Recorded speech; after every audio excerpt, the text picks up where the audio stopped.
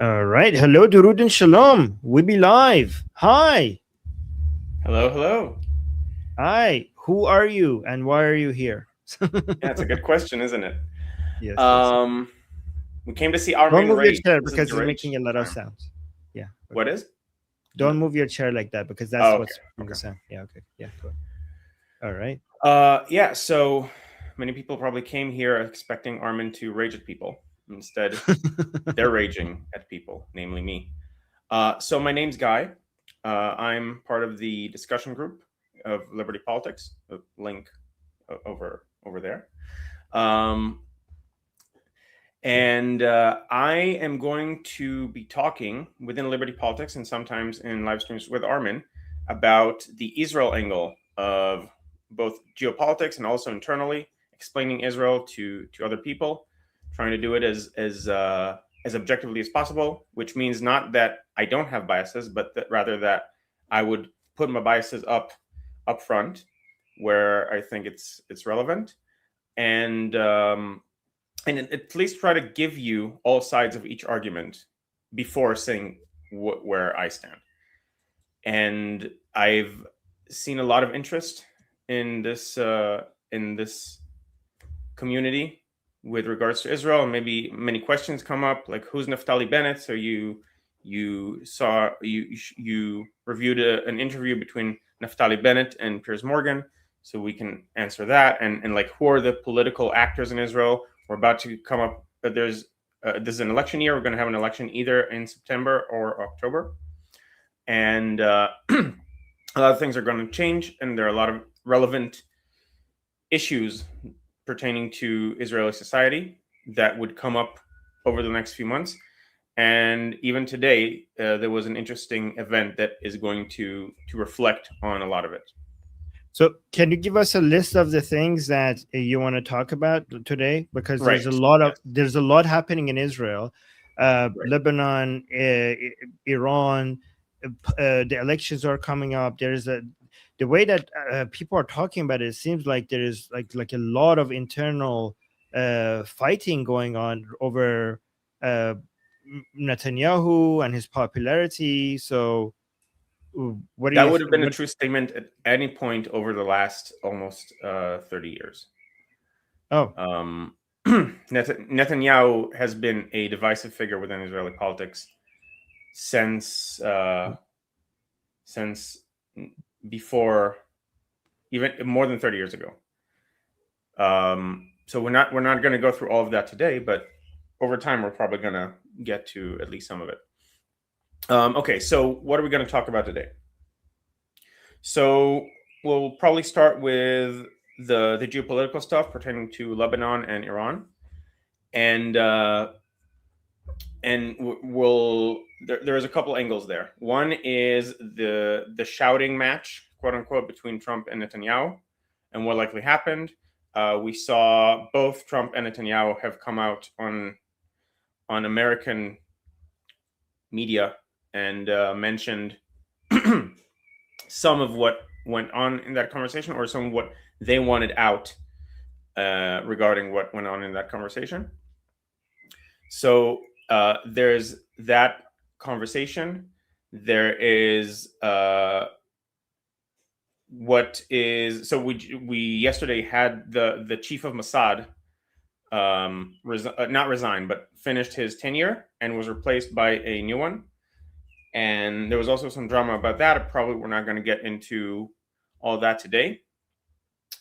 But there are some interesting statements with regards to, so the former chief of Mossad wanted his deputy to become the new chief of Mossad, and eventually Netanyahu decided to bring in an outsider from the military, whom he trusts more. We'll talk about some of the likely reasons for that, and also Netanyahu over the last couple of years has dropped Easter eggs, very interesting Easter eggs, with regards to future plans.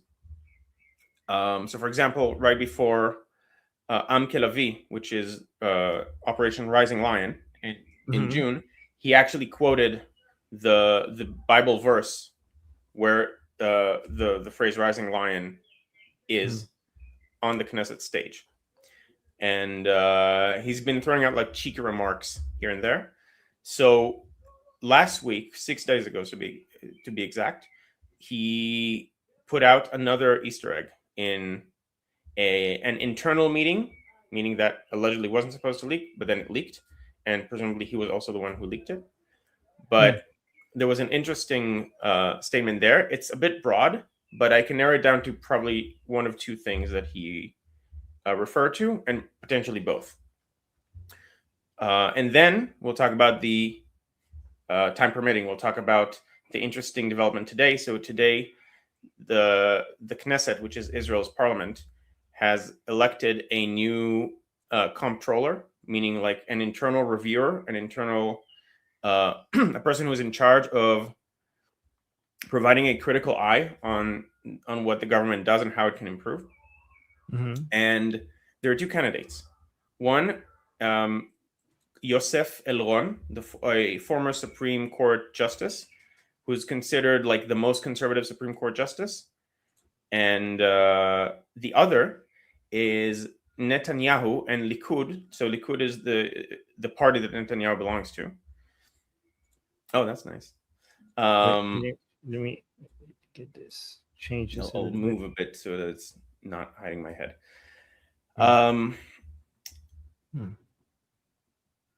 And so one candidate was this Elron guy, who is impartial but comes from the Supreme Court. The other is Rabilio, who is Netanyahu and Likud's personal lawyer,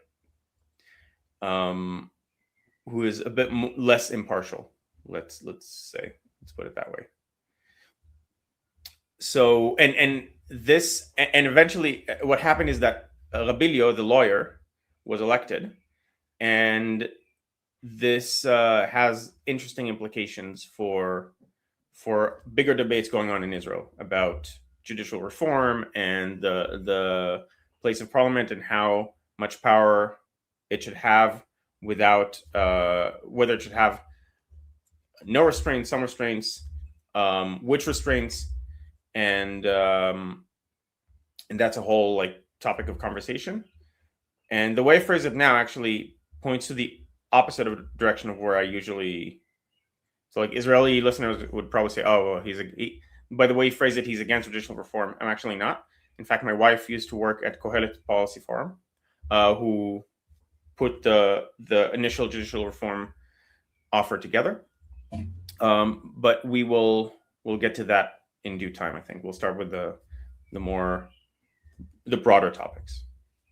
Okay. So what's the first one that you want to tackle right now? Let's do one at a time, because there's a lot. And maybe we should focus on the most important things that is happening in Israeli politics, and then we move. And if it can't cover all of them, then we'll do it in the next session. But what is the most important thing right now that is changing the history of Israel and how it does politics, and it's going to be the most consequential for the future of Israel and the region?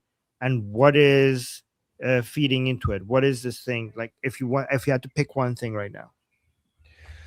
So the obvious thing is the war against the Islamic regime, and because obviously if the regime falls, everything changes, and Israel becomes much stronger, and also can save like $100 billion yearly or something along those lines on security concerns that are just like invested in stopping the Shiite threat and the proxies of the Islamic regime.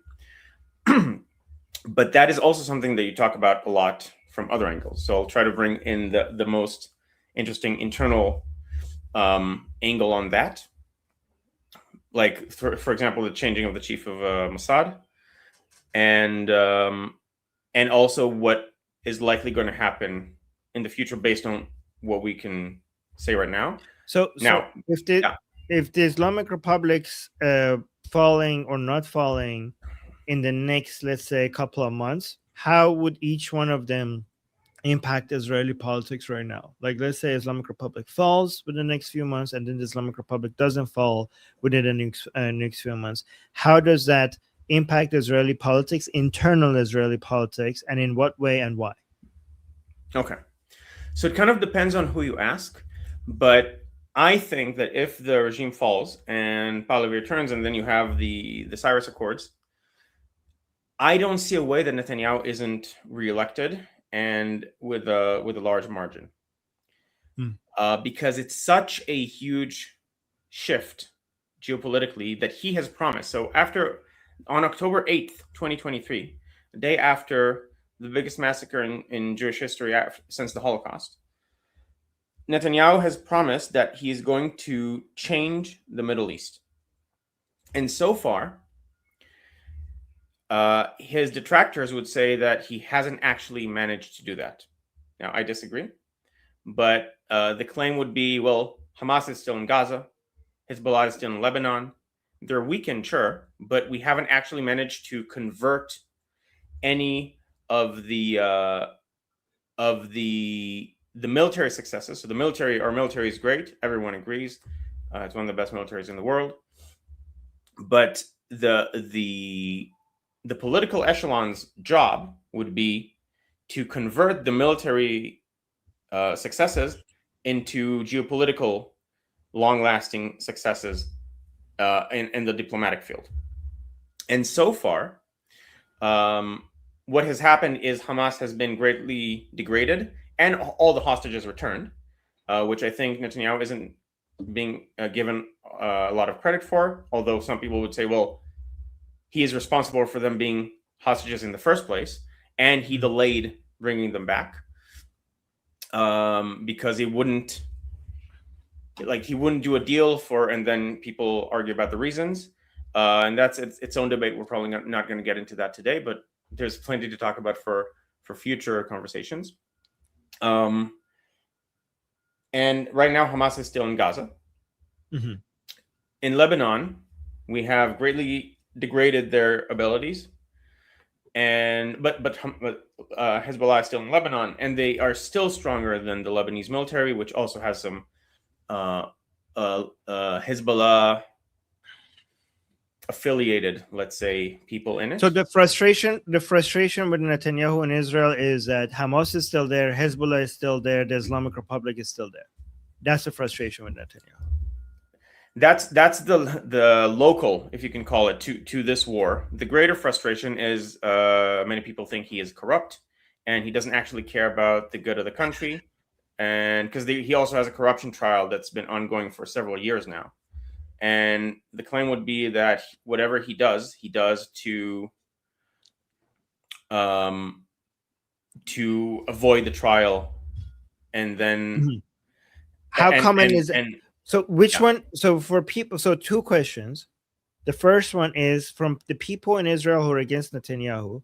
How much of that is because of the corruption that they think Netanyahu has, and how much of it is because of the Islamic Republic still being there, Hamas still being there, and Hezbollah being there? Which one?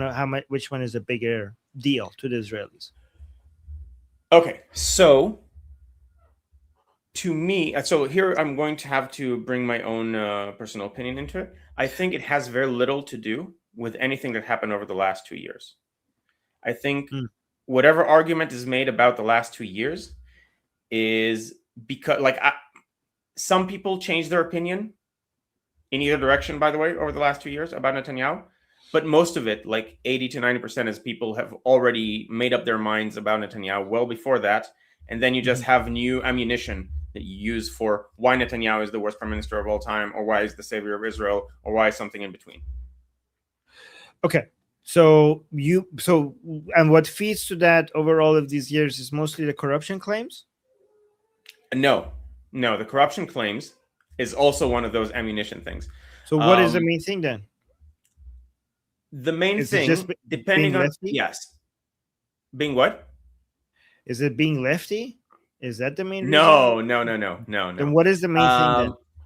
Okay, so the main thing I would say is the opposite, being right wing and being in power. So the left wing in Israel, or let's say the center left, So the left wing are the peaceniks, the people who are No, actually so believing. before you go into detail, if Yeah. you had to say in one sentence, what is the main thing that drives the people who are against Netanyahu in Israel? If we had to pick one thing, what would be that main thing? That all of the corruption and Hamas and Hezbollah and Islamic Republic still surviving feeds into that. But you're saying there's this foundational view that people have against Netanyahu that is not because of those two things. Those just add to that. But what is that then? What is that main thing? Yeah. So I agree with what Kat is saying in the chat, and also Jewish Samantha is expressing what I expected, basically her to mention. I'll try to talk about both of those things. In one sentence, it would be that Netanyahu is the representative of the Mizrahi, which is like the Arab or originating peoples that came to Israel. So Jews of Arab descent, quote unquote, but that came from Arab countries, and he's the representative of them and the religious Jews, and of them and their interests and their geopolitical views. Wait, so the main problem with Netanyahu is that he's a representative of religious Jews and Mizrahi Jews? Yes, even though he himself is secular Ashkenazi. So he's secular Ashkenazi. So are you saying that, wait, is this a race issue then? Like Ashkenazi people are upset that he represents Mizrahi Jews? So this is where my personal opinion. So again, this would be like people who are against him might phrase it differently, but I think at the end of the day, there's what's called it's culture, because you can have Mizrahi Jews who are on the other side, and they're so Eisenkot, now one of Netanyahu's opposition figures, is a Mizrahi Jew himself, but it's about like being part of the hegemony. I thought the whole Ashkenazi versus Mizrahi thing in Israel was kind of over. It's still there? Under the surface, there are aspects of it that are still there, and it doesn't have to be along those lines. But it is, Kat is basically, I agree with Kat. It's elitism. It's about who. So you're saying you're saying there's a secular Ashkenazi population in Israel that consider themselves to be elite, and they consider the religious Israelis and these Mizrahi Israelis to be beneath them, and Prime Minister Netanyahu represents them more than they want. That's too coarse of a way of putting it, but it's like it's in the right direction, I would say. This is making me a bigger fan of Netanyahu so far, by the way, but go on. So later today, we'll make you less of a fan of Netanyahu. But you are a fan of Netanyahu, right? No. I've never voted for him. And as things stand right now, if the regime falls, I might not have a choice but to vote for him. But as things stand right now, I'm also not going to vote for him in the coming election. That said, I'm also not going to vote for. Okay, so we'll see. Well, let's get back on track. Be as objective as you can, though, regardless. Like for now, but before you give us your own opinions, let's try to be objective here. So it's too late. I'm already giving my own opinion because if you want me to give, it's a bigger analysis of what is the reason that people hate Netanyahu so much. So I would get into the shoes of someone from the opposite camp, and they would say it's not about race. It's not about Mizrahi versus Ashkenazi. By the way, for people who don't know, Mizrahi are the Arab-born or Arab descendant Jews, and Ashkenazi is the European descendant Jews. And it's not about that per se, but it's about being one would be a good person. So like not someone who spits on the street and yells and stuff like that, not someone who's loud and abrasive. Another is in terms of like Palestinians. So do you want, for religious reasons, what they call messianic reasons, to control over the whole of the land of Israel from the river to the sea? Like, do you want, and then what do you want to do? Do you want to send the Arabs who are there away? Do you want to make them subservient or lower level of citizenship where they can't vote, which would be undemocratic? Do you want to give them the right to vote, in which case you're risking turning Israel into a binational state and actually losing its Jewish identity? Because like any way you slice it, Israel owning the West Bank, which now has several million Arabs in it, creates a problem for a liberal secular democracy. So another wait, thing so is, how does this relate to people hating on Netanyahu? So Netanyahu is representative of the people who do want to control those areas. Oh, and those would the be secular Ashkenazi Jews don't want that. Yeah, historically, that's roughly the case. Ever since, so this split was created in the 90s. Okay, so this goes much deeper than like, so like this is separate from Hezbollah, Hamas, and Islamic Republic military success or failures. This goes separate from Netanyahu's corruption cases. This goes deep into the identity of Israel and what Israelis think Israeli should be. Okay. Yes. Okay. And okay. there's there are shifts demographically within Israel, because the Ashkenazi, the old guard, who built, in their eyes, we built the country, we made it what it is. The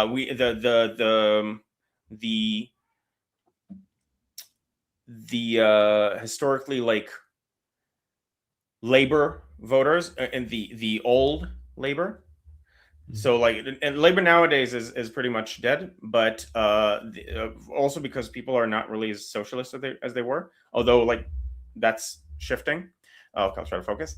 But the old labor voters who came from Europe, who built a lot of the kibbutzim, which are socialist communes. So why are we talking about them? Socialist commune people? So they're the old guard. They are, in their mind, they built the country, but now they're not having enough kids. And they allowed like those Mizrahi Jews to come in. They brought them in by boats with and with special operations and stuff. And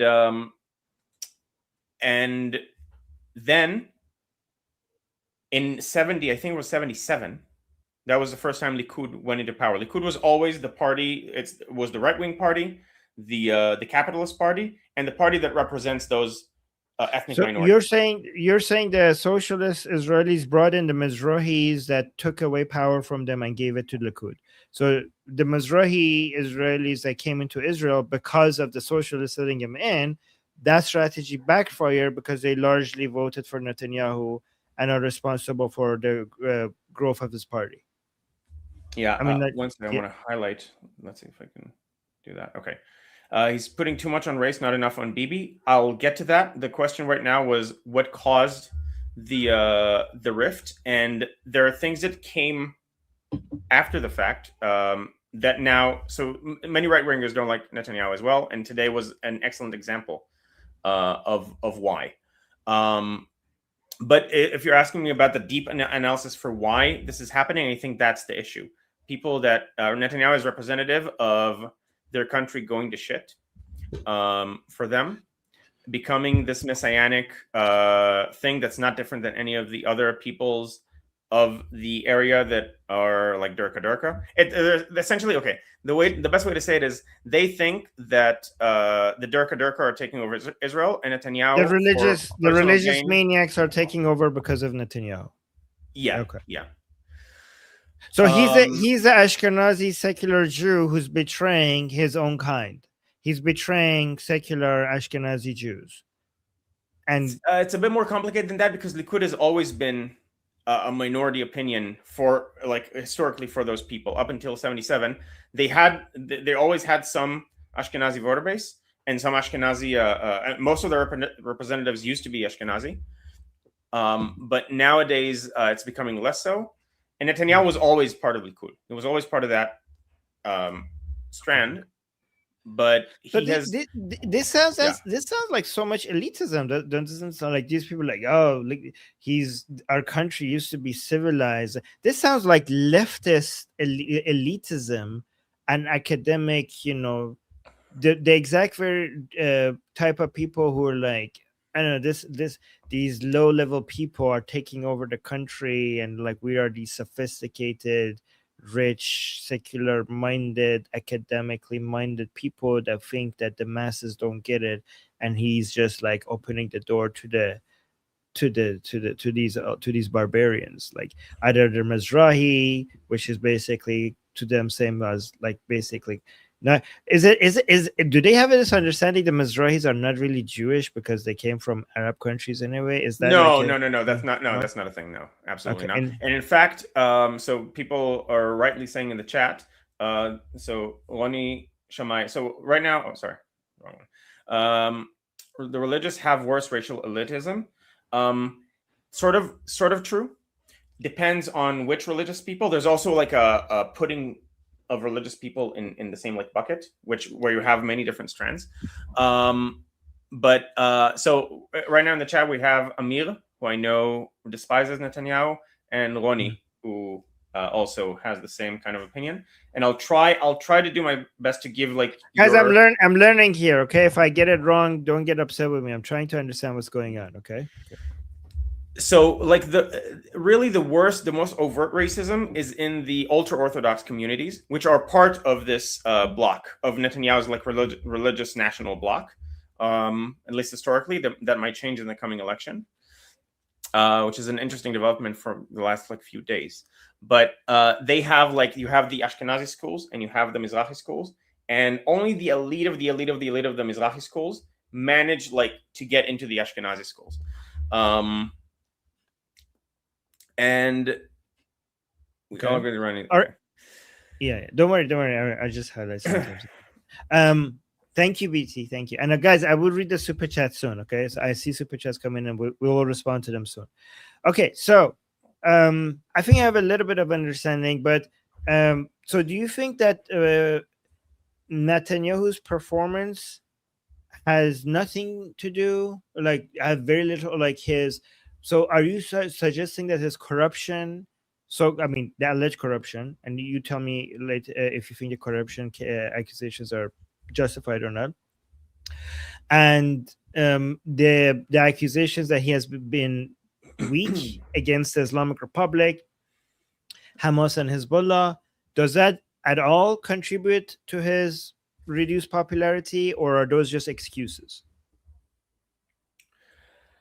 I'm not sure he actually has much reduced popularity. We'll see in the coming election, but the polls have been all over the place, and depending on who you trust. So first of all, the fact that he was his popularity has been gnawed at for a while now. So before this latest government, we had that's a lot to get into. Okay, so before the last two governments, the last government was not his, but it leaned on a lot of people who voted, assuming that he will get the votes. Like there was a party that changed sides against its own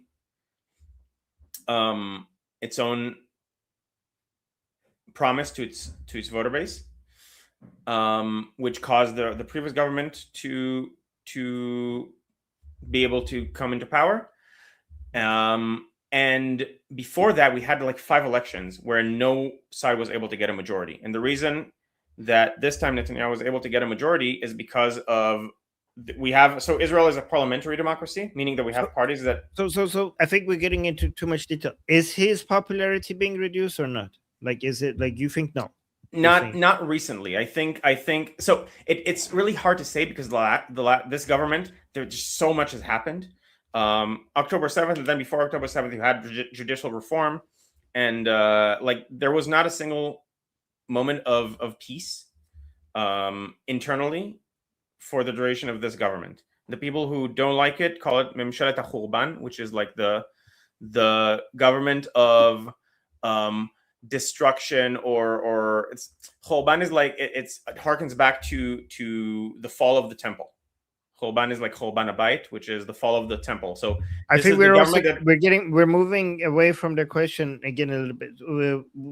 Again, like you're saying that his popularity has been hasn't changed for in the recently, and like what is your and but it has dropped before, like when is the time, like, and why, like what is the main contributor to his popularity dropping, and when did this happen, and how do you know that it hasn't changed recently? I don't know that it hasn't changed recently. I'm saying that Mm. the polls are all over the place and it's hard to say. Okay. It's two things probably contributed to his popularity falling from both sides. Um, Actually, okay, three things. One, the corruption charges, which Mhm. the trial is still ongoing. It's been Do you think going they're for. justified? Do you think he's corrupt? I think he is corrupt and they're not justified. You think he's Um, corrupt and the accusations are not justified? yes. How? I'll explain that. So I'll go through the three things and then I'll explain that. Um, the other is he has made a deal, like a deal with the devil, Q Barbad, with the ultra orthodox, and he has been giving them um, a lot of funds and funding their lifestyle, which is that's going to be a major point of this upcoming election. To stay in power, or to be able to stay in power, and then you can justify that also. Either A, it's right to do that, or B, in order to be able to enact his policy, he has to make some tough choices, and you can't have a perfect politics.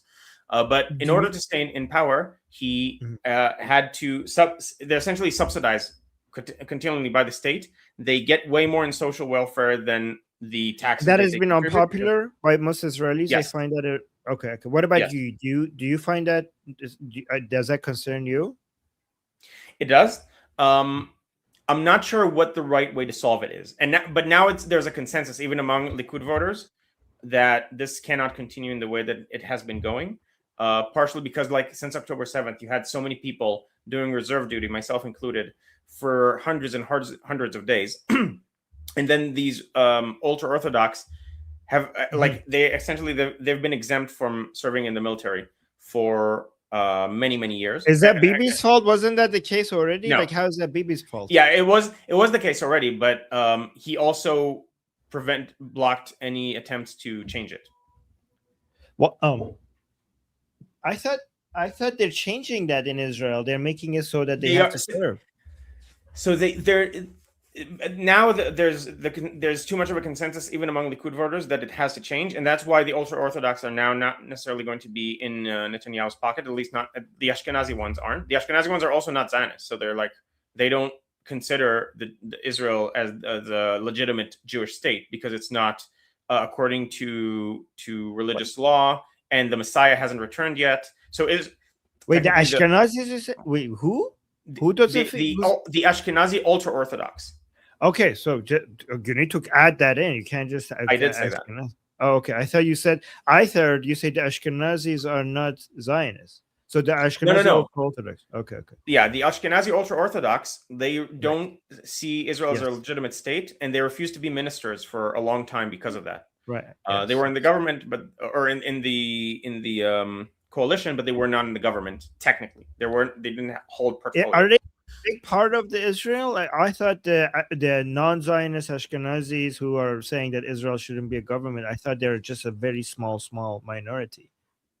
No, They- no. There are people who refuse to even interact with Israeli with the Israeli politics at large. Those are a very small minority, but the religious the ultra orthodox Ashkenazis, and you have even then there are splits. You have the Gul and you have the Beles and like, but they're running together as one block, and in that block, um, a lot of them, at least the political echelon, the actual people, are changing their tune about Israel, but the political echelon does okay. not consider Israel a legitimate Jewish state. Okay, so It's a so so secular so state that let happens me to be a Jewish majority state. let's paint a picture to see if we're getting things right, right? So there was already a division, against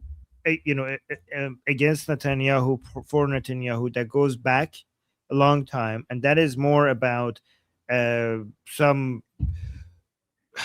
deeper fundamental views in Israel Societal, about the yeah. what? Oh yeah, society, So about like the nature of societal streams about about about okay, about the nature of Israel. Okay, and this is basically there are three groups of people: secular Ashkenazi, ultra Orthodox people, and the Mizrahi Israelis, right? And so that was a more of a deeper thing that was there already from before, right? yeah. Coming more recently, the main issues are against Netanyahu is the concern that he is getting too close to the ultra orthodox, and is giving them funding, and he's passing policies that is very unpopular among most Israelis, including them not having to serve, right? Yes. So that is more recent. And then the third It's not more recent that this has happened. It's more recent that it's become a problem electorally. problem, because especially after October 7th, and Yes. Israelis noticing that everybody has to serve, but these people don't get to serve, like that being in it got a lot more attention, right?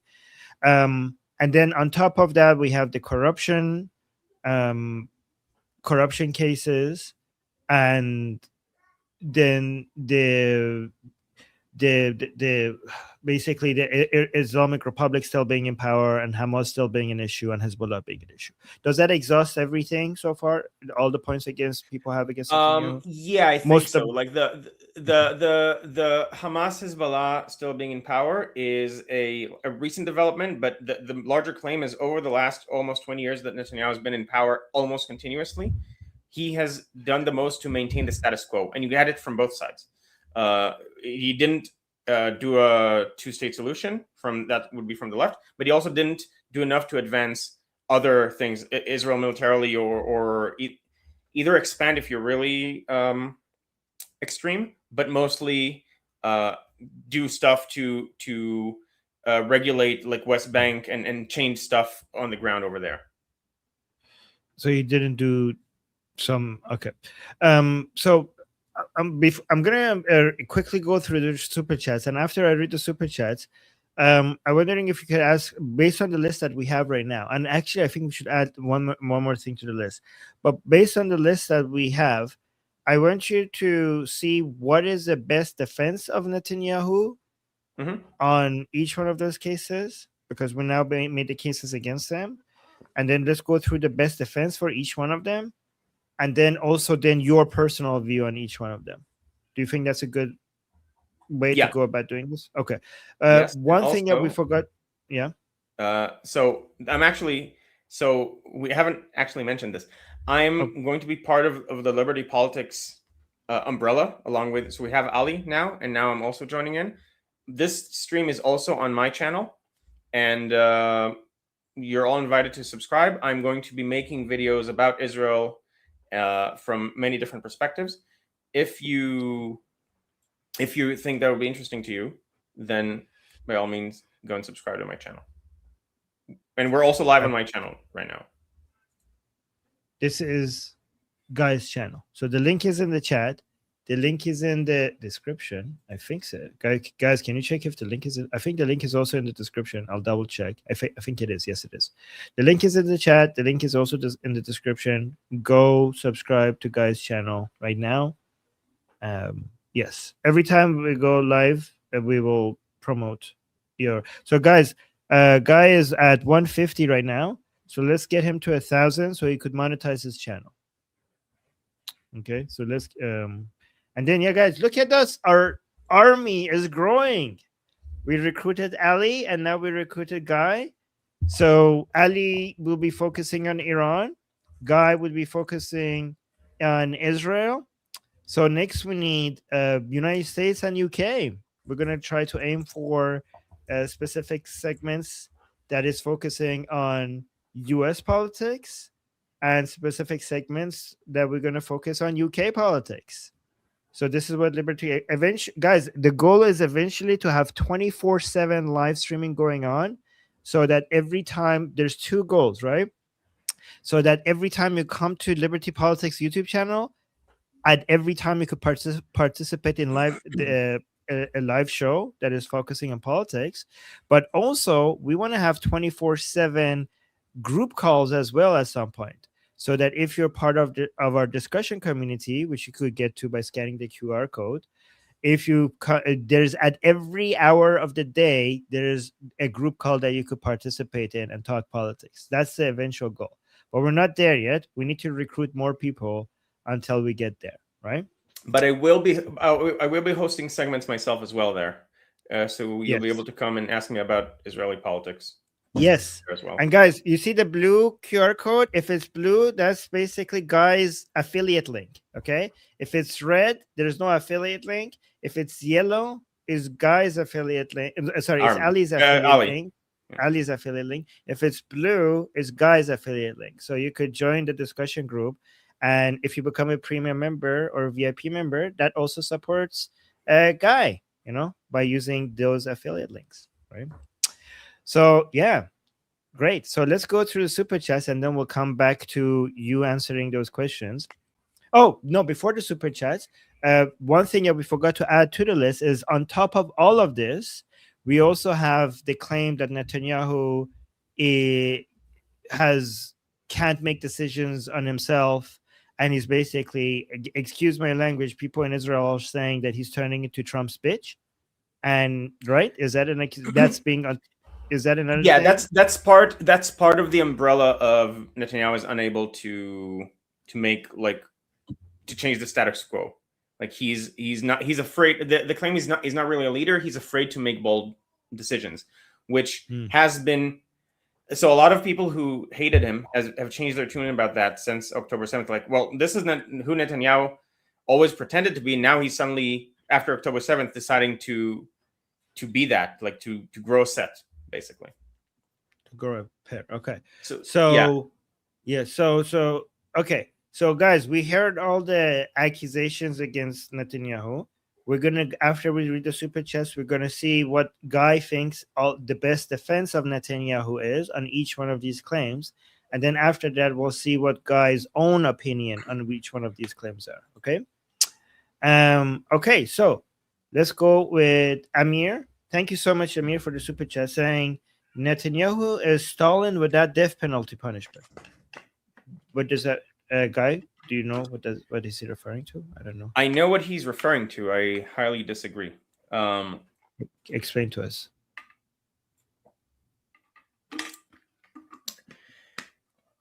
So I'm sorry, Amir, but this is a very low level analysis in my mind, which is Netanyahu is a dictator. Basically, that's a claim that has been peddled for many of those years. He's a dictator because he's illiberal. He's not liberal enough. That equates to not being democratic. And then, like, what definition of democracy are you using? That's a big thing for judicial reform. And then he's a dictator. He's either actively being a dictator or he's trying to become a dictator, like getting all the power and turning Israel into trying to become Putin or Stalin or whoever. Choose your favorite. Erdogan. Erdogan is a big comparison point because Erdogan started being a democratically elected leader, but over time is not at the state's apparatus for like the checks and balances and so on. Over time became an absolute ruler and is now jailing opposition leaders. So we're not there yet, but the claim is he is trying to get there. Interesting. Okay, it's interesting to see so many Israelis being against Netanyahu while so many Iranians are pro Netanyahu. This is, by the way, a lot of Iranians are confused by this. A lot of Iranians assume that, a lot of Iranians love Netanyahu, and then once they learn that so many Israelis hate Netanyahu, they're shocked. They're like, but why? Like, he's so amazing. So like on the Persian channel, so many Iranians are asking me, Like, what's wrong? Why don't Israelis get how great of a leader they have? Right? So many Iranians are confused by this. So, I'm like, oh, it's their internal politics. Okay, but the good thing is that the Israelis who are anti Netanyahu, most of them understand why Iranians are pro Netanyahu. Okay, so that's a Yeah, good thing. yeah, yeah. Yeah, I think that's a fair. yeah, Even though they might not like it, but they understand that right. Netanyahu. Okay, he's been banging on about Iran. Now, some of them would say he hasn't actually done anything about it, but he's been banging on again before this last, let's say, year. Um, this last year was when he He actually should started come doing run things in about it. Iran, maybe as a politician Yeah, so instead. he should go to Iran. Should go to Israel. And I don't know how well Pahlavi would do in America, but we can do like Oh no, we're not giving a Pahlavi will, or I can't. So apparently, among these three leaders, the only one that will do very good in his own country is Pahlavi. So yeah. yes, right, Yeah, okay, who's not divisive in his own country. right, yeah. All right, so let's go to Lior. Lior is saying, can you compare BB's policies with Ariel Sharon? Yes, I can. So a lot of people from the right who dislike Netanyahu like to compare him to Sharon. So Sharon was the prime minister, the head of Likud before him, and he was head of Likud. Then he sort of left in disgrace in the 90s, at the end of the 90s. Then Sharon replaced him, became prime minister in 2002, and he was originally considered a very very hawkish, but he also initiated the disengagement from Gaza in 2005, which some of his voters saw as a betrayal. He then left Likud and started Kadima, which is like forward. So we have left, right, and forward. So that was supposed to be like a centrist party with people from both camps. He started a government with that led to the disengagement. Or sorry, the disengagement I think happened before that, but he was going to continue making bold moves, let's say, for geopolitically, and a lot of right wingers didn't like that. Netanyahu himself, well, he voted for it tacitly. He was also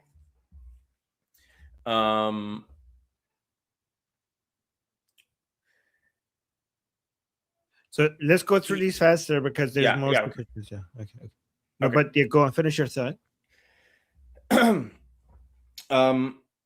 Netanyahu was part of the coalition that voted for this, but he was against it most of the way. He was sort of, okay, I have to, and it's not. It's, if I quit, it's going to pass anyway. So at least I'll be a good economic minister.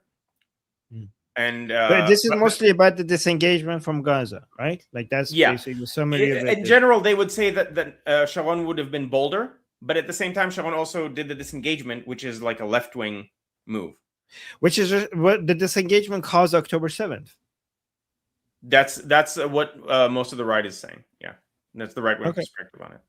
So on that, I would say Netanyahu wins because Ariel Sharon basically gave up on Gaza, which caused, the greatest threat against Israel to be created in Gaza. So he's responsible for that.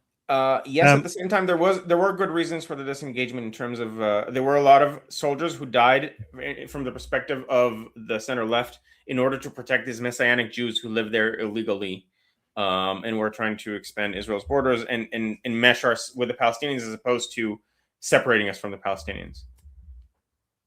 Okay. Jewish Samantha has a comment on this saying Ariel Sharon actually cares about the safety of Israelis. And that she thinks Netanyahu doesn't. Do you think Netanyahu doesn't care about? Does Netanyahu care? No. I think Netanyahu does care, and I think people trying to mind read they do it with Trump as well. When you have TUDS and BDS, which is a great acronym, the fact that it's BDS for Bibi derangement syndrome, you can't read a person's mind, and a lot of people like to do that and then assume that what they think that they're thinking is actually the case. And just not notice that I'm actually projecting a lot onto the situation. Okay, so you think BDS is there? So you yourself are not supporting Netanyahu, but you think some people go too far and they have a BB derangement syndrome. Yes, I'm not against Netanyahu either. I think he's a complex character, and I'll try to present that complexity. Okay, great. So let me go through the super chat so we could hear that opinion. And then we have Amir. Thank you for the super chat. You want to read this? I don't know how to pronounce Yes. it.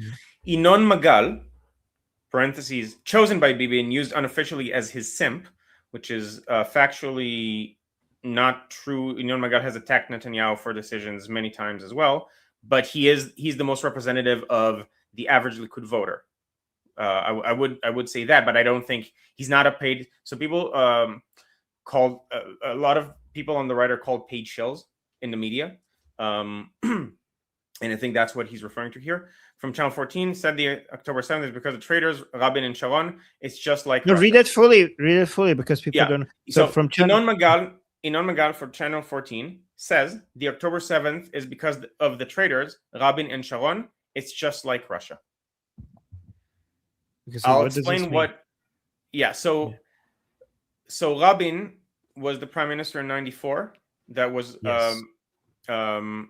murdered, assassinated in '95 when he was in the middle of the Oslo peace accords that were supposed to create an independent Palestinian state in the West Bank and Gaza.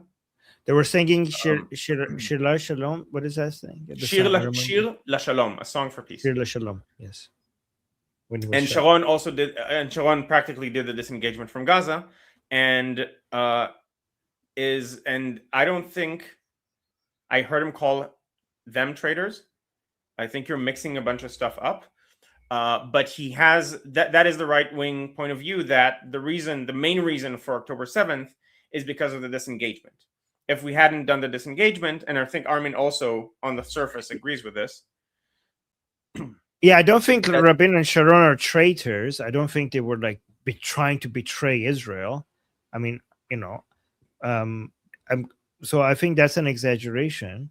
I just think that the disengagement from Gaza is what allowed to Hamas to become Hamas. I mean, isn't that fact though? That's fact, isn't it? It's fact. It's part of the facts. Like there are many things that happened over the last 20 years that caused October 7th. It's one of the factors. And so you're saying that this guy is not Bibi's simp because he criticized Bibi many times. That's what you're saying. Okay. So he's Bibi's. He is a staunch supporter of Netanyahu, but he's not a paid shill, which is usually what people like to. Also, you're saying he didn't specifically say that Rabin and Sharon were traitors. Did he say that or did he not?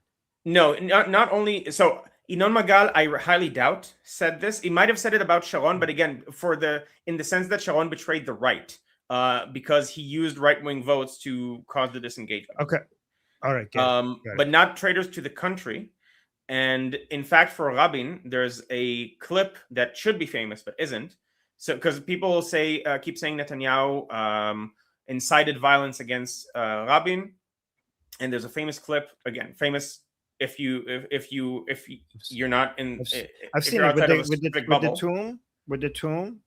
No, so that's the one that the tomb is not Rabin's tomb. Let's go into more details later on this because, but just we could talk about this. But yeah, short. In one sentence, Netanyahu specifically said to a rowdy crowd who were chanting "Boged, Boged," which is like traitor, traitor. He said, "No, he's not a traitor. He's not a traitor. He's a political opponent and he's wrong, but he's not a traitor." He said that? He said that in the 90s to a very high. Oh my God. I did not know that. So the accusations it's not known. Wow. Okay. So the accusation that Netanyahu is responsible for Rabin dying is baseless then, in your opinion? So you could, the best you could argue is that he was too staunch in his apocalyptic vision for what would happen with Oslo, and that would have but if that in terms of being actually on the fact that he was too apocalyptic about what would happen, and as a result, people took the law into their own hands. But it's so indirect that I think it's baseless to say like, oh, you're responsible. because if I he's agree with that. responsible, then I can't talk about my political opponents ever, just in case somebody might kill them and they're like, holy shit, I'm responsible. Like, I think that is too much to blame Bibi for that. And look at this, guys. Israeli Amir is saying, I didn't know that. Amazing. So There that you means go. that There you go. they make that I'm gonna find the that clip and means we'll play it for okay, that means that this is educational for Israelis as well, guys. Look at the thank you, Amir, for telling us. Oh, guys, this is we're going high level here. Okay, all right. This is why we have Guy here, guys. Go support Guy's YouTube channel, because this is the again. Let me bring this up again. Go support Guy's YouTube channel, because this is the level we're gonna get advanced. You know how we're advanced in Iranian politics. Okay, we want to get that level of detail and nuance in Israeli politics as well. So I'm gonna put the link to Guy's channel in the chat. Go subscribe. Let's get him to 1,000 subscribers fast. Okay. Let's go. Are there any other super chats? Yes, that's why we need to go through them faster, so that Yeah, we could get go to ahead. your okay. And thank you guys for all the super chats. Okay, okay. And Amir, I hope you don't get upset that Amir is an admin and he's like such a big supporter of the show. I hope you could I hope you don't get upset with Guy disagreeing with you. Okay, Amir. The other Amir. I know Dr. Elliot Amir is okay with these stuff, right? Amir, you're okay? You're good? We're good? All right. User ZV1 is saying, explain how Soros corrupted Israel with, what is that? Something with his, something media. What is that? I think purchased. No. No, the other Amir. We have two Amirs here. No, not yeah. Well, with his purchase media. Okay. Short answer to this. I actually don't know. I don't know enough about. So Soros has some connections in Israel for like NGOs and stuff, but I don't know about. I don't know about specifics enough to say something that's worthwhile. Okay. All right. So we don't know. We'll look into it. We'll look into it. Oh, you have the clip? Yes. Yeah, you want to share? You want to share? We can do it now or after the super chat's up to you. Okay, after the super chat. Okay. Sarah is saying, was Bibi aware that his government was in cahoots with Qatar in funding Hamas? That's a lot of fake news. That's like, there's a lot. That's one of the accusations that people in his cabinet, or not in the prime minister's office, colluded with Qatar with regards to Hamas. So and it's a combination of several things. One, there were people in his office who did media work for Qatar during the World Cup, because they're media people.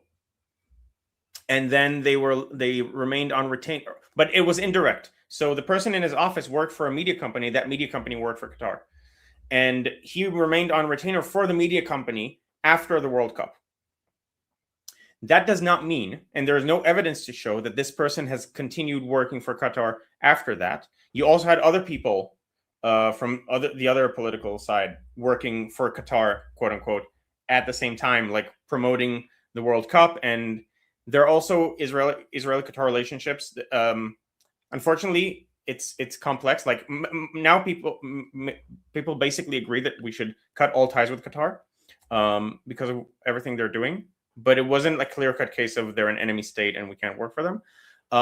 This is combined with the fact that Qatar has given a lot of money to Hamas while Netanyahu was in power, through which was aimed at food and like humanitarian aid. But at the end of the day, it came in through unmarked notes, just briefcases of dollars. We should have it. We should have an entire show dedicated to talking about this. The short answer is that you think this is baseless, but in one of the segments that we do together, we will address this accusation. Yes. Okay. Yeah. It's a bigger topic that needs more unraveling. Okay. So guys, this is why you should subscribe, because we're going to go into more details about each one of these. And then we have Amir again. Amir, are you okay? Like, is he here? Did he leave? I don't want to. Oh no, Amir is gone. Okay. All right. I don't want to. Okay. So Amir saying soon it'll be impossible to arrest Bibi. he's working now on crumbling the Now, court legitimacy. No, that's not true. that's a much bigger topic. This is a very staunchly partisan take. I'll say that much. That's one side of the argument is convinced that this is reality. I am not of that opinion. I'll try to present it as best as I can. Again, not now, because it's a bigger point of where I will get, as I was actually going to talk about the judicial reform and why That would like need which its is related to that. Yeah, own its show. own. That Yeah. would need its own show. Okay, we could get to that. Okay, so because that's a big topic, the judicial reform in Israel and the Yeah. disagreements of that is like that requires. We can't just talk about that for 5 minutes. We need to figure out. Yeah. But It yes, requires more. So I okay. understand why he's saying it. I disagree with him. But at the same time, there are moves that are self-serving that Netanyahu is making, just not in terms of like the case, the judicial case against him is crumbling, and so you have one side of the news talking about all the days that his court dates have been moved, and then they say, oh, he's making excuses to delay the trial. Usually, it's for legitimate reasons.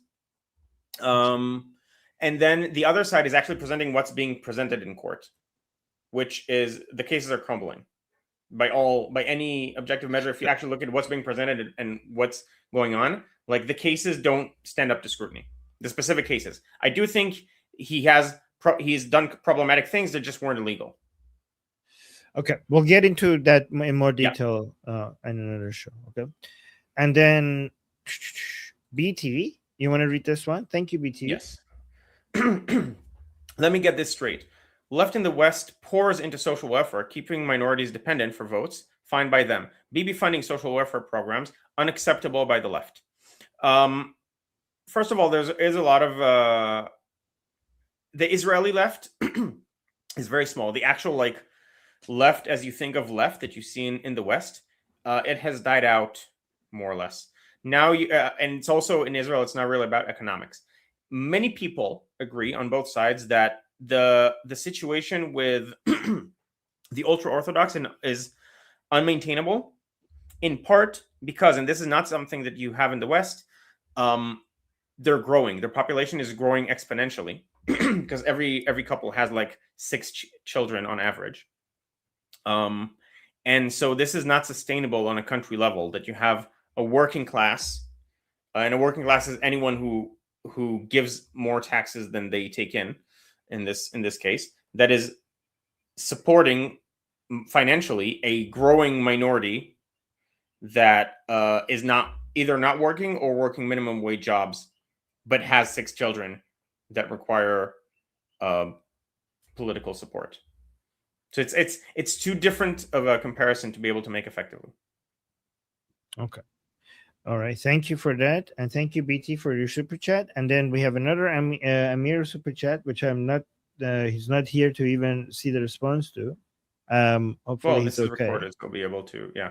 BB hiding okay. what went wrong in October 7th, FYI. So FYI meaning, so that implies that Amir knows what happened on October 7th that is being hidden. So I'll make the claim, okay? And if Amir ever has a problem with this, he can. Yeah, we've chatted a bit. He has ways of contacting me, at the very least on Liberty Politics, if he thinks I'm misrepresenting his position here.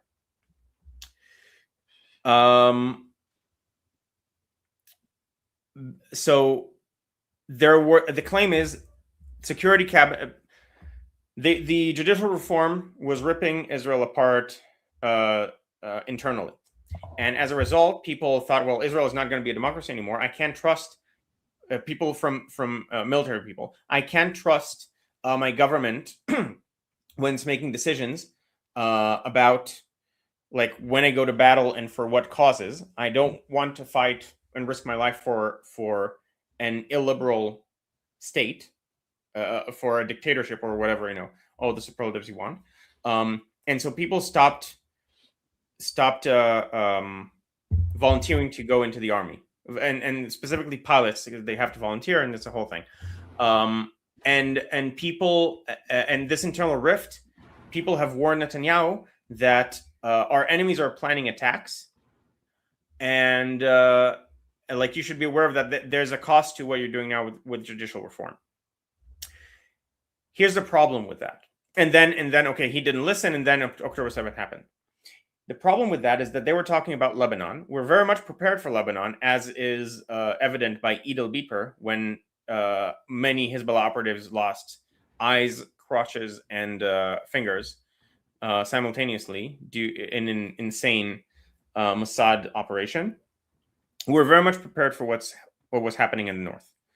And that's what the people were referring to. If they weren't referring to that, then why was there no one there on October 7th? So Amir might say forces were diverted from Gaza to protect Messianic Jews in the West Bank. That, unfortunately, is false. I mean, not unfortunately, but that is false. That has never happened, and they came out, and everyone relevant denied it from the security echelon. And so let's go through this fast, because we could do another show about what went wrong with October 7th and all the Israelis' reactions and criticism for it, and what the different theories are. We could dedicate another show entirely to that. Okay, so that's its own topic, right? That we could go into. Guys, look at, like, we already have so many different, with judicial reform, October 7th, Hezbollah, Hamas, what's happening in Gaza, the two-state solution. If you're for the two-state solution, if you're against the two-state solution, the strategy of Israel against the Islamic Republic, did it work? Did it not work? What is the criticism for that? The demographic change in Israel, the ultra-Orthodox growing, how is Israel going to change because of that, because of them having more babies? What does Israel's future look like?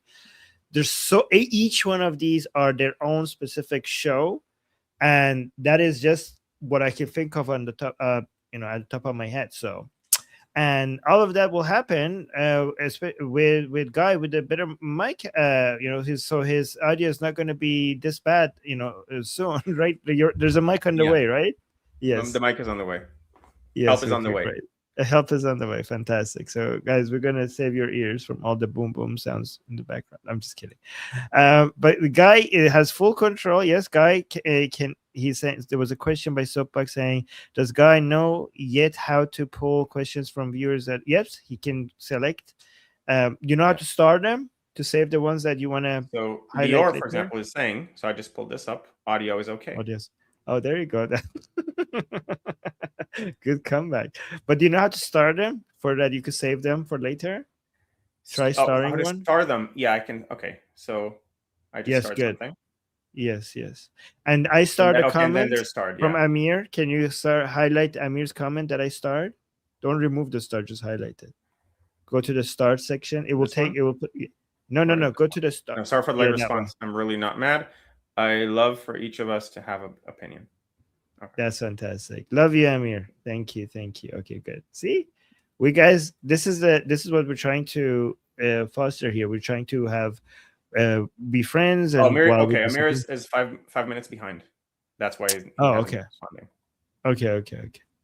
All right. Love you, Amir. And then we got another super chat, and then we go to your responses regarding the best defenses for Netanyahu, and then your opinions on each one of those cases, right?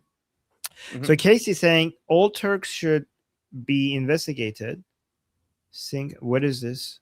Do you know? I don't know who Singham is. But this is I think it's the same. No, I don't know. I don't know who Singham is. I assume it's like a billionaire funding stuff. It might be Code Pink. I think Singham is Code Pink. I could be wrong about that. That's the guy who lives in China. Yeah, I think it's the. Okay. So Soapbox is saying, Armin, please link Guy's room in your chat again so people can like and subscribe. Yeah, you mean his channel? Yeah, I assume he means the channel. Okay, Irritating. so this is his channel, and here's the link. Oh, you're at 170 now. Yep. You're at 170. Okay, so guys, this is Guy's channel, and it's not just his channel. Also, so go subscribe to his channel, but you also get to come and talk to Guy on Liberty Politics. We haven't added his segment yet, but here's a link to our we're going to have group calls. All right, with you could join the group calls with, instead of saying join the discussion, we should keep saying join the group call, so people know that they could actually talk to people, right? So if you Yeah. join our discussion group, if you see in the calendar right now, you have uh segments where you could go talk to Ali, segments where you could go talk to me, but we haven't added, but we're going to add segments where you could go talk to Guy, especially about Israeli. It doesn't have to be about Israeli politics. It could be about anything politics related, but you could also, with the understanding that Guy probably knows about Israeli politics than the rest of the people who are going to be hosting events here. So soon we're going to add Guy's own segments, and you could basically go into, if you disagree with Guy, if you agree with him, or you have questions, you could go and directly talk to him. So yeah, the link to our discussion group, where the group calls are going to be, is in the chat. So I want to respond quickly to a comment by Amir that's related to the previous to his super chat. No, I don't know what happened on October 7th. Bibi is not letting us research it. So, or what he's saying is that there's supposed to be a committee to research October 7th, and there is like what's called like a state committee, which is chosen by the head of the Supreme Court. That's like the default, but it's not legally binding that it has to be this way. And Netanyahu and the government has offered, because of how involved the Supreme Court, like the whole debate around the Supreme Court is in the lead up to October 7th. If you let the head of the Supreme Court, who in my opinion is highly partisan, this one specifically is highly partisan, choose the people who investigate it, you're not actually going to get a full investigation. What the government has offered, and there are claims that it's done in bad faith and so on, but I don't buy that. So tell me, Armin, what do you think about this? This is the government's offer without any extra analysis on top of it. You have a government that's appointed by 50% of the investigators are appointed by the coalition, 50% are appointed by the opposition. And so you get all voices. The claim is that you get all voices represented in that committee that will investigate everything about October 7th. And again, they say, because the right wing says this, including and all the way up to the disengagement. Like, not just you can start investigating from the start of this government, or you can go all the way back and so there are claims that the judiciary has made it slowly nod at the deterrence capability of soldiers that are watching the border with Gaza, for example. And so they want that investigated as well. And if you have both the coalition and the opposition choosing the people in the committee that would do the investigating, you would get everything touched upon. But I mean, I didn't like. It's kind of strange to me. Like, are you guys telling me that October 7th hasn't been investigated until now? Not on a national level. So there are internal military investigations that were made, but not on like, who's responsible. Is Netanyahu responsible for October 7th and stuff like that? That has not happened yet. Whatever, it's either going to happen in this government, in which case it's going to be the 50-50 model, or the next government, in which case we'll see, depending on who the next government is. Okay, I need more details. Let's to be able to judge this, but we could do that in the October 7th episode that we're gonna do about this topic at some point. Yeah. Okay, we're running out of time, so I need you to quickly go over. And guys, thank you everybody for supporting us, for the super chats and everything. Appreciate that. And let's get Guy's YouTube channel to the point where he could also get super chats soon. get it monetized, right? So Guy, go through each one, like quick, like if you as short as you can. Here the accusations against Netanyahu that we came up with, and defend Netanyahu to the best of your ability on each one of these. Okay, so him not representing the religious ultra orthodox Jews, which is problematic, and I don't know the Mizrahi. I don't even know why that's problematic, but whatever. I think that's a good thing. But then there's that, and then him, especially the ultra orthodox, because I think like I see what the concern over there is, right? What was the one after that in the middle? That was so him basically making the politics of Israel too religious, giving so many funding to the ultra orthodox people, not allowing them to not serve in the army, blocking any policies that would change that. So that was another thing. So his corruption cases, and then we have him being weak against Hezbollah, Hamas, and the Islamic Republic, and then him being controlled by President Trump and not being these are able to part of make the same point. Okay. Is there anything that I'm and missing? you have the corruption. Did you talk about the corruption charges? I did. Okay. Okay. So I'll give the total like. But by the way, if I go, I'm listening. Okay. I'm just gonna go. I'll be right back. Okay. I'm listening. Okay. Go ahead. So in terms of him being representative of the religious and the Mizrahi Jews, that is not the accusation. That's not how they would characterize it. They would characterize it as he's being either controlled or is allowing the extreme right Messianic Jews to control him, and he's basically selling out the state of Israel to nut jobs, and or is a nut job himself, and is also like using the public money to keep the ultra orthodox support by giving them a lot of funds. So that would be the accusation first, and then the answer would be he is a right-wing politician. Some would say center-right, some would say right. And he needs to keep a coalition together. Because Israel is a parliamentary democracy where you have to build coalitions, he does not get to to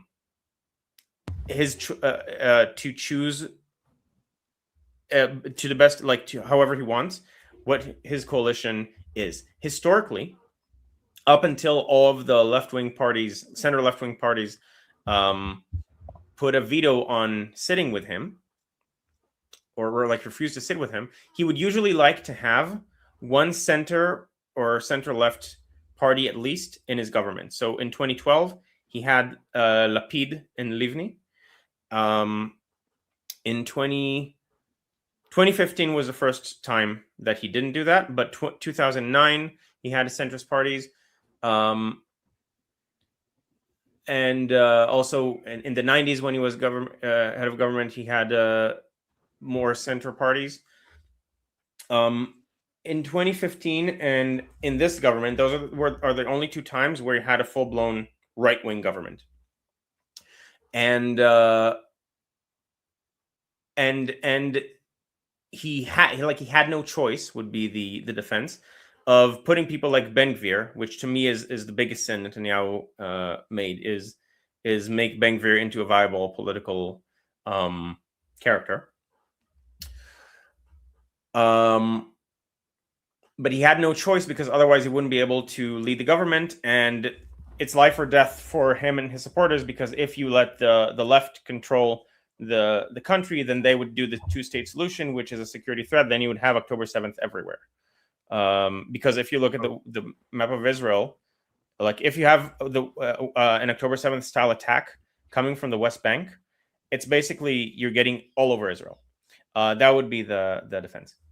Wait, so why would you have October 7th everywhere if he lost? Because if you do a two-state solution, which is what some people on the left wanted to do, there's now very little support for it, especially not in the near term. Nice. But that was the fear. Like, if either I do this, or you're going to get a two-state solution, or the other side right now has to make a coalition with at least one Arabic party in order to be able to start a coalition. And the Arabic parties are mostly very much against, Israel as a Jewish state. One party has become like a legitimate party to put in a coalition, actually by Netanyahu, but Netanyahu sort of christened it as being a legitimate partner. Okay, so we have to go through them fast. So the first answer is, as bad as people like Ben Gvir are, in your opinion, the other side, if Netanyahu had to form a coalition with the other side, it would have been worse for Israel. So he had no choice. Again, that would be the Netanyahu defense. That's not my opinion. That's me. Oh, okay. Defending them. Putting myself in the shoes of the. Okay. So let's go through the other ones faster and then come to your position. Okay. The other one was Netanyahu didn't do anything over the last 15 or so years since he's been in power. And the defense there would be, listen, he had to deal with the Barack Obama. He actually kept him in bay for 8 years. Which is a huge accomplishment, because Obama would have done way worse without a leader who was with a leader who was less of a nuisance. Obama signed the JCPOA. Netanyahu fought that tooth and nail, and then fought to have it reversed. Even though he didn't succeed in stopping the JCPOA, he was one of the leaders. He was a big factor in the JCPOA eventually being in Trump leaving the JCPOA. Okay. And he didn't make any forward-looking moves because he wasn't in a position to do so. He had to maneuver politically across several different avenues. Okay, let's go to the next one. What was the next one? No, corruption. Corruption, and then also giving it's one thing to make a coalition with people like Smotrich and Ben Gvir. It's another thing to keep on allowing them not to serve and also keep funding them. Or does that go hand in hand? Is that the same thing? Okay, so there's a really important distinction. Not all, and that's why I said earlier, not all religious groups are the same. Smotrich and Ben Gvir, both of their sons are in the military. There's a difference between religious Zionists and the ultra-Orthodox. Religious Zionists think that Israel is the promised state by God, Israel in its current form. Okay. And you need to be, so he built a coalition with the religious Zionists. Okay, then why does he have to keep funding and the ultra-Orthodox, supporting the ultra-Orthodox? Like, you don't need them. You already have the right-leaning religious coalition that you needed. So why is it no? You don't. Okay. You have 120 seats in parliament. You need 61 to form a coalition. Netanyahu is around 30. Ben Gvir and Smotrich together are around 15. That's 45. Okay.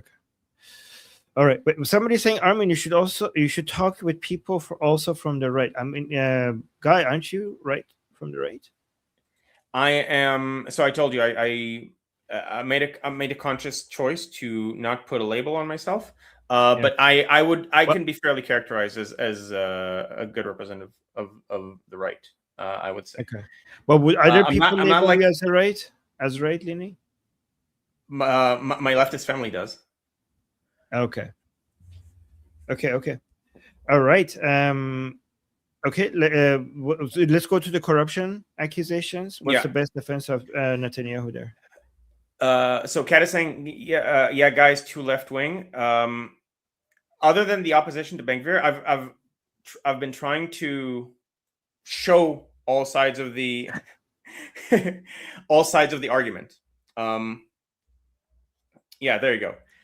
So I've tried doing this, like showcasing, okay, this is what this side says, this is what this side says. And right. I think Guy is perfect for these discussions. Like, he's not I think he is the best person to talk. Like, he's not so very crazy. Like, I mean, not crazy, but he's basically right in the position to be able to see the perspective of all sides.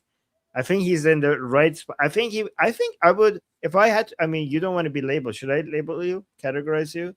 I think you're You can try, center and then right. I'll worst case scenario I'll refuse. I think center right, if I had to categorize myself, would be probably the closest. Yeah, I think guy is center right.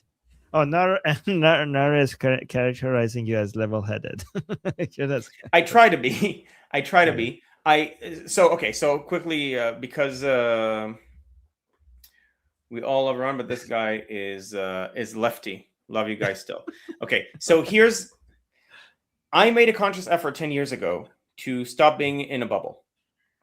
I used to be in a bubble. I noticed that I was in a bubble. Like, oh wow, I actually really care about truth. So actually pull up my channel, both as a plug and also because my mantra is there. So once you believe, you can see this under my handle. Once you believe you know the truth, you forfeit your ability to get any closer to it. This is something I live by. In philosophy, I really care about epistemology, which is the field of how do we attain knowledge, can we attain knowledge, what's knowledge, and stuff like that. And I really I read Channel 14 News, I read Israel Hayom, I read Ynet, I read and I follow a bunch of different analysts from all sides to be able to at least explain well what the facts that each side claims are. And then on each specific topic, I would make a different decision depending on the best my best analysis in a way that very consciously tries to not be okay. Well, the side I'm on is saying this, so it must be true. And sometimes I would agree with the left. Sometimes I would agree with the right. Sometimes I would agree with the far right. Sometimes I would agree with the far left. I personally think we have found the best person to explain Israel to us. I genuinely do, because even if you disagree with him, I think what Guy does very perfectly is steelman the positions that he disagrees with. Like, even if he doesn't have a position, he understands. He can explain to you what other people say in defense of the positions that he might not hold himself in Israel. That's why I think Guy is like, we basically found the best person to come and explain Israel to us, I think. Now, Right. as soon as I think I'm the best person, then I developed a blind spot. So I'll always try. I'll always. I assume that I'm wrong on some points, and also you should assume I'm But wrong th- on some points. But but I'm that doing my best. no, but that's why you're the best person, because you're skeptical and you're not sure. That makes you the best person, because you're not married to a position and you're skeptical and you assume that you could be wrong, and that's why I think that you're the best person on this topic. Yes. Oh, look, Shauna I, is saying team Guy. Oh, fantastic. Thank Thanks, you. Sean. I'll give you the money I promised earlier after this. Oh, wait, let me read this one as well now that I read Shauna's super chat. Say, I hope that you reach your goals for liberty politics very soon. Rooting for you. I mean, oh, thank you. Fantastic. Well, I appreciate you saying that. And by the way, talking about reaching our goals, yeah, we got to 10 out of 10. Thank you so much. And thank you, Shauna, as well. All right. So, and by the way, guys, the good thing about working with Liberty Politics is that we help you grow your channel as well, so that you have your own. Like, it's not just you coming, joining Liberty Politics and helping Liberty Politics. Oh, this means I have to go soon. It's not just you coming to Liberty Politics and working with Liberty Politics and you growing Liberty Politics. It's also your independent channel, separate for Liberty Politics, is grows with Liberty Politics. This is what we want to do for everybody who joins us. Okay, so let's go through the rest fast, because I need to go for Iran Revolution Live soon. Yeah. Okay. Okay. So Netanyahu needs all these parties for the coalition. And like basically there's no choice, and he has, if you're in coalition, this is a very conservative take. Like, you can't think in utopian terms. You have to do the best with what you've got, and sometimes you make compromises that you're not a fan of. and you you need to be able to lead a coalition, and it's hard to do. Okay, but corruption. Quickly, defense of Bibi for his corruption Right. cases. So corruption. So the corruption charges. This is the most right wing take. Are all trumped up, and as you can see, Israelis have a lot of opinions. Or Jews. Actually, I think this was a non-Israeli Jew. But that's a good thing. This is what I love yeah. about Israel. Yeah. Okay. Yeah, and again, I'll do my best to try to represent everything, and then if something is like just factually wrong, I'll say, listen, I looked into it to the best of my knowledge. This is factually wrong. So the corruption charges are a way to get rid of him by the institutions, and again, this is not my take. This is the right wing take. And they never expected him to actually go on trial. And it was just a way to get him to resign while he is dealing with his political things, much like Olmert did. Olmert did end up being indicted. Actually, Olmert is the prime minister in 2008 before Netanyahu came into power. Guy, we could go into details on this a lot more in future shows regarding Netanyahu's corruption cases. So that would be the defense. It's all trumped up, and now it's falling apart in trial. They never expected it to get to trial. Okay. All right. So, guys, we will go over details on this regarding Bibi's corruption cases at some point in the future. Okay.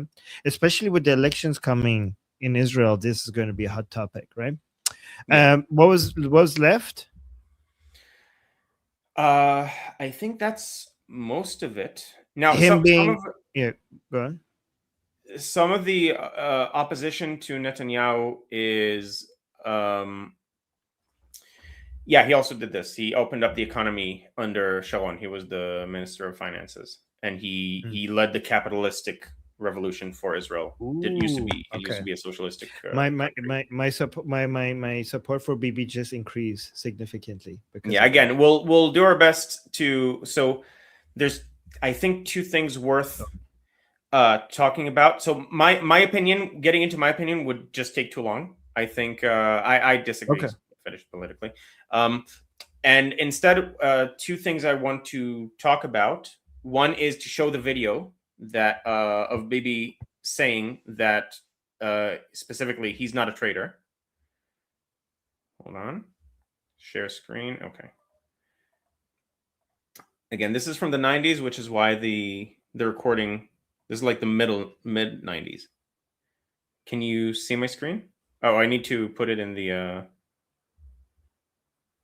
wait, I can't hear you now. Sorry, my mic was muted. Yeah. Oh, yeah. Okay. There you go. Okay. And I hope my audio is being shared as well. No, your audio is not being shared. You should have. Are you sure? Maybe send me the link. We could practice. I'll show you how to do that later. When you're sharing, did you share your tab? No, I shared the window. Okay, it's better to share. I can share the tab. I can. Yeah. Okay. And also make sure the audio is selected. Audio is. Yeah, it says also share tab audio. Yeah. Oh, okay. Okay. There. Okay. Here we go. Okay. So I found it as a window. It's easier, but I also share system audio, so it should work now. Okay. Let's add this. Okay, play it. Can you hear it? Yes. Okay. So this is in response to chants Rabin Boged, which means Rabin is a traitor. He's not a traitor. He's not a traitor. He's wrong. He's really wrong. And he will clear the way. And he will not be prime minister anymore in the election, is what he's saying. He will get out of the way. But he's not a traitor. No, he's not a traitor. Wow. We're dealing here with political rivals, not with enemies. We're part of one nation, of the same nation. Wow. Look, Israelis haven't seen this even in the chat. Yes. Okay,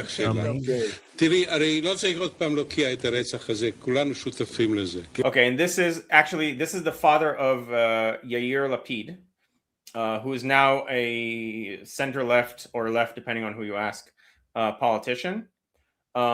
His father was a centrist party leader as well, and this is from an interview after the murder of Rabin.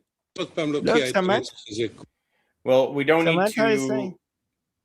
I never saw that. There we go. So that's because I the first time I saw it, I was shocked as well, and that was part of my journey of. So I used to be center left, I would say, but very staunchly center left, and a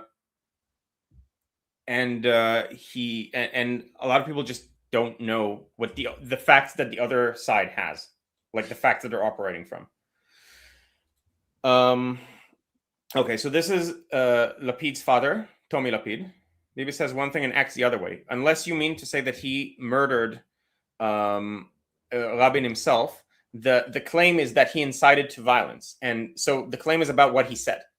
And so he might say one thing and act another way, but unless that acting another way is literally murdering Rabin, then this is a huge blow to the claim that he knowingly incited. Yeah, so Amir is saying, Armin, it's like, I won't say he's a traitor, just my minions will say it for me. But his so-called minions, like, it wasn't encouraged. Like, there's no evidence that it was encouraged by Bibi. Like, Bibi is responsible for what Bibi does. So what is the accusation? I mean, what is the accusation? These so-called minions didn't exist at the time. This is what he's talking about is what's called shofarot, the people who toe the Likud line. And by the way, the other side also has a line that they toe. It's very clearly like I'll try to get evidence for this. But the people who speak now on behalf of Netanyahu don't speak on behalf of Netanyahu. They speak on behalf of themselves, and they also highly support Netanyahu, and they also criticize Netanyahu when they think it's warranted. If you listen to Bardugo and Inon Magal, beyond what you're being shown on like feeds, just watching their shows, you'd see a lot of criticism of Netanyahu and tacit, like, conditional support. If this happens, then it's okay, but if it doesn't, then it's not. Yeah, the other part of the video is essentially Lapid's father saying, listen, there's no way to claim that Netanyahu incited murder, but it's not that worth getting into. All right, we need to go. Is it in 2 minutes? So one thing, because one thing that one of the reasons that I'm not a supporter of Netanyahu is what happened today. So today they chose the new comptroller, which is the person who's in charge of criticizing the government, and they had the option of selecting a great person who used to be in the Supreme Court, but he was the right-wing Supreme Court justice that all the left-wingers were afraid of him becoming the head of the Supreme Court, and he's representative of what Likud claims that they wanted from the judicial reform. And instead, they chose Netanyahu's personal lawyer, Netanyahu Likud's personal lawyer, and they worked overtime to get him instead of that person. And that's very much a self-serving move in there. I don't see a way of interpreting it otherwise. If someone has an interpretation, I'm open to hearing it. But it's so that's a level of detail that we could get into later regarding these more nuanced, criticisms and discussions. So we'll get to that. That's interesting. Anything else you want to add? Because I need to go get ready for Iran Revolution Live. I think you go. Like, we didn't talk about the Easter, the current affairs. We didn't really talk about that, but we can talk about that next time. Okay, and also, Guy, you can go live anytime you want on using StreamYard on both channels. I just need to show you how to work with the scenes whenever you want to share something. But it's pretty self-explanatory. I think I got it. No, not really, because not really. You don't change the layouts, change the scenes. Oh, okay. Because if you change the layout, every scene has its own layout, and we should keep the layouts for every scene. The scenes are at the left. Okay, so you show me at some point. Okay. Yes, don't the rule is don't change the layouts as much as possible. Change the scenes, but I'll tell you Okay. how to do that. Right? Okay, but feel free to just go live even when I'm like on my Persian show, or like you could basically come and just make sure that when you're live streaming on both your channel and Liberty Politics, every once in a while you tell people that you're about your channel, and for them to go subscribe to it from Liberty Politics to your channel. Okay. Yeah. So let's do that Cool. now, and then we'll end. So again, Okay. guys, Yeah. subscribe to my channel. So you're gonna be in charge of changing. Oh, this is. There we go. Yeah. Okay. Okay. This So is my channel. Subscribe. I'll be going live with Armin, but also without Armin. And also be uploading videos about Israel, trying to explain the situation as best as I can. okay, and every time you go live on Liberty Politics, just tell me to send you the collab link, so that when people see the video on Liberty Politics, when they see that, they see the subscribe button to your channel as well. Yep, sounds good. Cool. And guys, Right. I put the link one more time in the chat. Actually, let me see how many subscribers you have now. It's growing. Okay, we're almost 180. One more to 180. Okay, guys, we're trying to get to 1,000, so we're getting there. That's nice. All right, guys, I need to go get it. Let us know in the comments. Was this helpful? This is. Let us know in the comments in the chat. I think like this channel is supposed to get into discussion of politics at a deeper level compared to where you see elsewhere. So we're trying to find the best people that have deep insider knowledge regarding each country. So now we are covering Iran with me and Ellie. We're covering Israel with Guy. We're going to cover, and Guy also could, in the discussion group, Guy, you could also identify people who you like, who you want to bring on the show to talk to, or other guests from other places, right? So and then we're going to have somebody for the UK, and like next one we need to focus on US. We need to find somebody who's good with US politics because of the elections and the midterms and everything that is coming up. And yeah, UK, US, Israel, Iran, and then eventually we'll do all the other countries. All the countries. We get all the countries. And yeah, guys, people are look at this. People are saying happy. People are saying great job, Guy. Thanks, Guy. Oh, it was good. People are happy. Okay, fantastic. All right, guys. So yeah, I'm gonna go get ready for the next show for Iran Revolution Live. You could watch it here or on Goldie's channel. If you watch it here, it really helps our channel grow. Goldie said that it's okay watch it for here. me to sit. Yeah, watch it here. No, yeah, Goldie said it's okay for me to say that because she wants to help my channel grow as well. All right, guys, and until next show, I'm Israel Chai, Slava Ukrainian, long live America, Javid Shah, Pie and Iran. See you guys soon. Bye.